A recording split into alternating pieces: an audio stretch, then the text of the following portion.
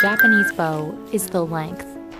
At over 2 meters tall, these bows are difficult to handle, and making them is just as challenging. Bow makers file raw bamboo and insert over 100 wedges to curve the bow. Depending on the materials, these bows can cost over $2,000. So how are these bows made? And why are they so expensive? Longbows have been used in Japan for centuries, but today you'll mostly find them in a martial art called Kyudo. で、そういうこともなくなり、弓というのは崇高なものであるっていうところから、人と戦わない競技というかものである。自分で自分を見つめることができるものだと思いました。You can buy a synthetic bow for around $400, but many experienced archers prefer the feel of handmade bamboo bows. Kanjuro Shibata's family has been making bows for over 450 years. It all starts with raw bamboo. Kanjuro tries to obtain most of his bamboo locally, from around Kyoto, but it has to dry for 3 years before it's ready to be used. Kanjuro shaves the dried bamboo down to a thickness of 4 to 5 millimeters. This is one of the most physically demanding parts of the process because the bamboo is dense and fibrous.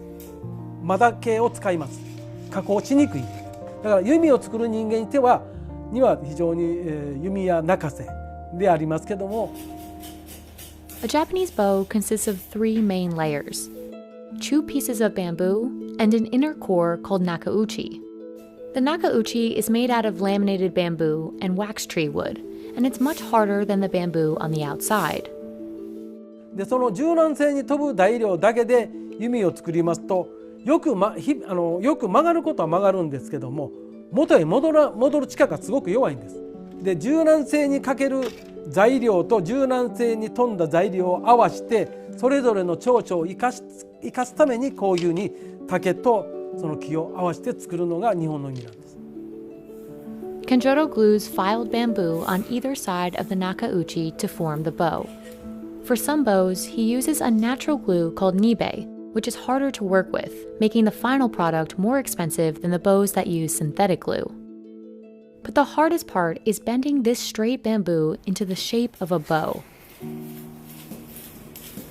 Kanjuro winds rope around the bamboo and inserts over 100 wedges while bending curves into the bow. Because of the bow's length, this process is extremely tedious. But it must be done quickly before the glue dries.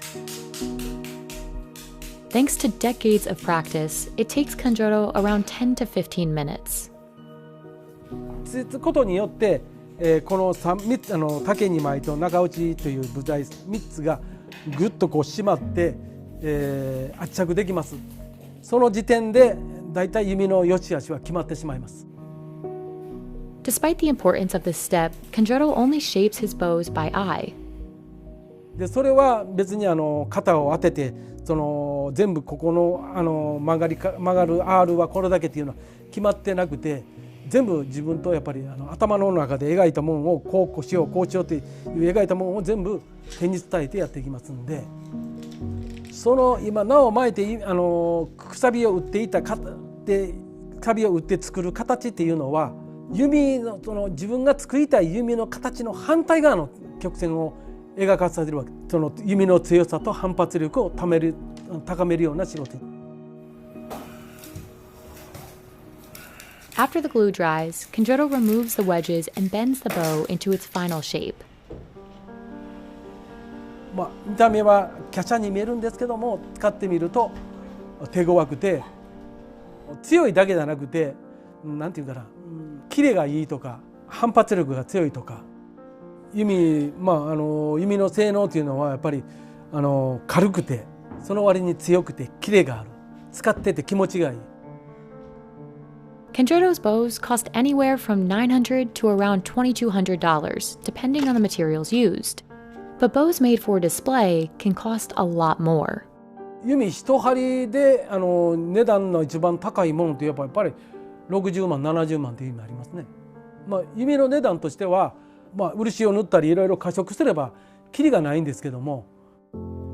His family's clients include everyone from local Kyudo practitioners to the imperial family. But Kenjodo wants his bows to be accessible to more people. As long as it doesn't affect the final quality, he tries to make the process as efficient as he can. 僕職人って呼ばれるの好きじゃないんです。なんていうか技術者でありたいと思う。クラフトマンシップってありますよね。私そういう精神量はあんまり好きじゃないんです。この杭一本作るにしても昔だとこれノコギリでゴリゴリゴリゴリこうやって一本の長さにしてたんですけども、今そんなことしません。電動のノコギリ使ったりするとものの1秒もかからんうちにこの長さに切れていきます。でもノコギリで切るとかなり時間かかります。で時間かかってこういうもの作っていくとどうなるかいうと、最終的には時間がかかりすぎて自分が作ったものが価格が跳ね上がっていろんな人に特定の人にしか使ってもらえないようなものになってしまうんですね。私がそれが嫌なんで。Despite the high price, using a well-made bow that feels good is essential for archers.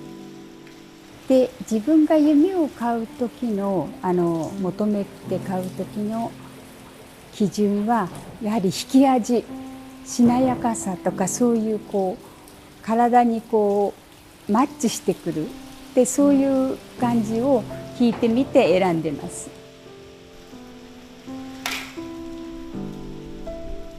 で非常に作り手の個性を反映するもんなんで、自分という作り手を信頼して